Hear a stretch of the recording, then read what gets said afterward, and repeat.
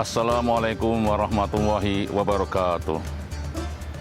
Hamdan syukurillah wassalatu wassalamu ala rasulillah ma ba'da.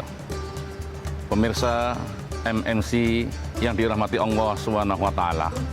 Pertama mari kita bersama-sama bersyukur kepada Allah Subhanahu wa taala atas segala limpahan rahmat nikmatnya kepada kita, sehingga kita semuanya hari ini bisa beraktivitas sebagaimana mestinya.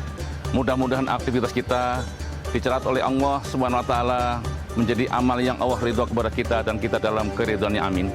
Sholawat dan salam semoga selalu tercurah untuk baginda Nabi Agung Muhammad Sallallahu Alaihi Wasallam, kepada keluarga dan sahabat-sahabatnya dan kepada umat-umatnya hingga kiamat. Ada satu pemandangan di satu sudut kampus. Begitu beberapa pemuda-pemudi ternyata adalah mahasiswa yang melihat nama-nama yang tercantum di situ, dan terlihat beberapa orang bersorak-sorai menunjukkan kebahagiaan karena ternyata di situ adalah dia lulus dan lulus. Pemirsa yang dirahmati Allah Ta'ala, seorang hamba atau kita ketika kita mempunyai cita-cita kemudian cita-citanya terlaksana, maka dikatakan sukses. Demikian juga seorang mahasiswa ketika dia menempuh beberapa tahun, kemudian di akhir ujian, kemudian ada pengumuman namanya dia tercantum, lulus, kemudian disertai dengan nilai yang baik atau kumlot, maka dia katakan sukses. Kemudian setelah lulus perguruan tinggi, tentu dia tidak hanya itu saja, ada cita-cita lain lagi. Buat apa dia sukses di satu perguruan tinggi tapi tidak bermanfaat?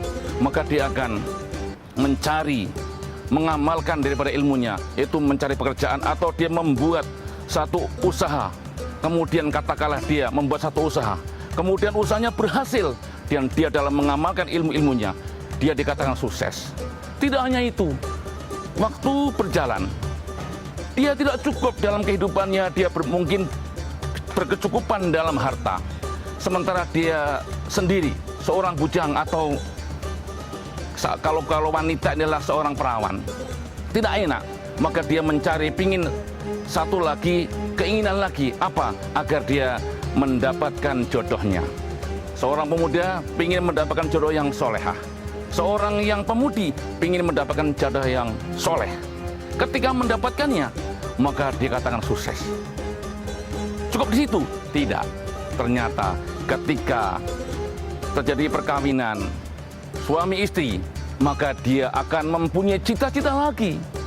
Kemudian salah satu cita-citanya, karena hartanya sudah cukup, tidak lengkap kalau rumah tangga nggak ada keturunan, maka dia mohon kepada Allah Ta'ala, kemudian dengan ikhtiar sehingga dia dikaruniai seorang anak, atau kemudian 2 anak, 3 anak sebagainya.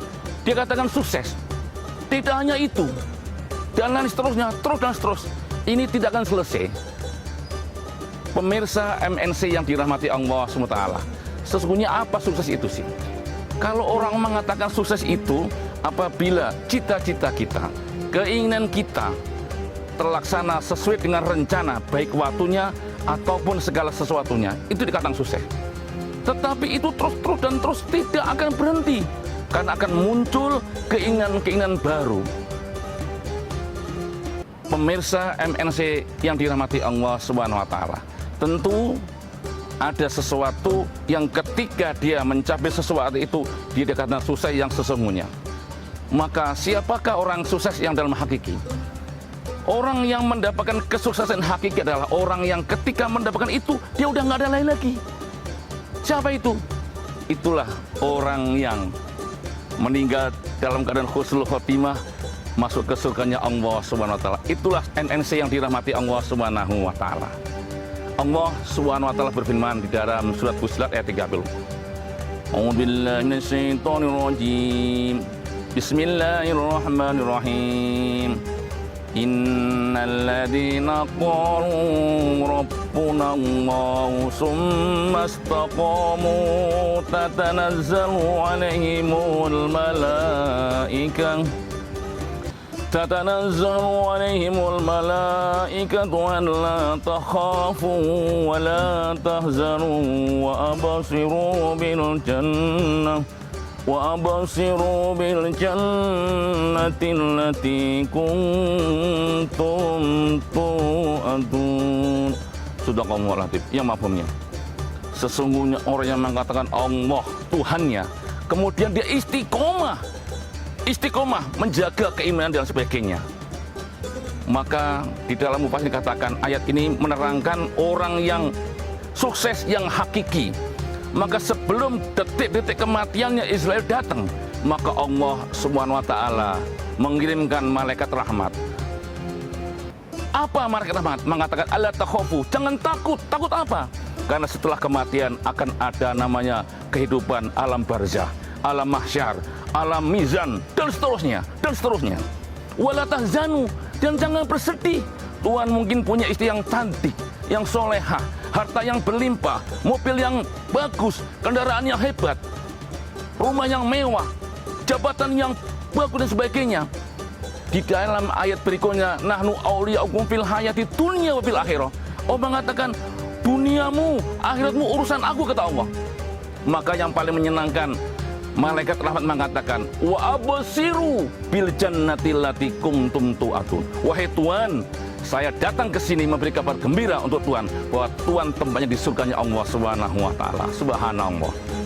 Pemirsa MNC yang dirahmati Allah Subhanahu wa taala. Tidaklah akan meninggal seorang hamba sebelum ditampakkan tempatnya. Hanya ada dua. Kalau enggak surga, neraka. Orang yang beriman istiqomah hingga dia wafat dalam keadaan beriman, maka dia akan ditambahkan tempatnya surga. Sehingga ketika jasad ini ditinggalkan ruhnya meninggalkannya dengan tenang, dengan nyaman. Itulah yang dikatakan husnul khotimah. Tetapi sebaliknya, bagaimana orang-orang yang meninggal dalam keadaan murka Allah, orang yang gagal, orang yang su'ul khotimah, maka dia akan ditambahkan tempatnya. Apa tempatnya? Na'udzubillah, neraka. Dan dia menganga, menjulur, melengking, menjerit, mengerikan. Karena dia tidak sanggup dan dia nggak mau, karena tempatnya neraka. Na'udzubillah, semua na'udzubillah. Maka pemirsa MNC yang dirahmati Allah Subhanahu wa taala, Rasulullah Shallallahu alaihi wasallam di dalam sebuah doanya, salah satunya adalah dikabulkan oleh Allah Taala. Itu apa? Ya Allah, betapa sakitnya sakratul maut, maka timpakanlah sakratul maut umatku kepadaku. Dan ini dikabulkan oleh Allah Ta'ala. Bagi kita yang beriman dan istiqomah mengikuti anjuran Rasulullah Sallallahu Alaihi Wasallam, ketika kita meninggal ini dalam keadaan tenang, nyaman, bagaikan sehelai rambut diambil dari aduan roti. Kira-kira terasa apa tidak? Pasti tidak terasa. Itulah orang yang husnul khotimah.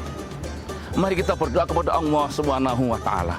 Ya Allah biha, ya Allah biha, ya Allah bi husnul khotimah. Nah, orang-orang yang meninggal dengan husnul khotimah ini katakan, akhir katanya mengucapkan kalimat la ilaha illallah, mangkana akhirul kalami la ilaha illallah dahul jannah. Maka biasakan kita hidupkan sunnah Rasul dalam kehidupan kita sehari-hari, sering berzikir, sering sholat berjamaah dan lain sebagainya. Kalau kita sebagaimana kebiasaan kebudayaan kita berzikir dengan la ilaha illallah, biasakan, dawamkan sampai kita mati. Ucapan terakhir la ilaha illallah, mangkana akhirul kalami la ilaha illallah dahul jannah. Inilah yang kita harus punya cita-cita. Kalau sekarang kita punya cita-cita bagaimana di dunia ini kita hidup senang, tapi kita harus punya cita-cita bagaimana kita mati enak, mati senang. Itulah yang husnul khotimah. Demikian yang singkat ini, mudah-mudahan bermanfaat buat kita semuanya, khususnya kepada seluruh pemirsa MNC yang dirahmati Allah SWT. Amin amin ya rabbal alamin. Kurang lebih mohon maaf. Wa'fu minkum wallahul muwaffiq ila aqwamit thoriq. Assalamualaikum warahmatullahi wabarakatuh.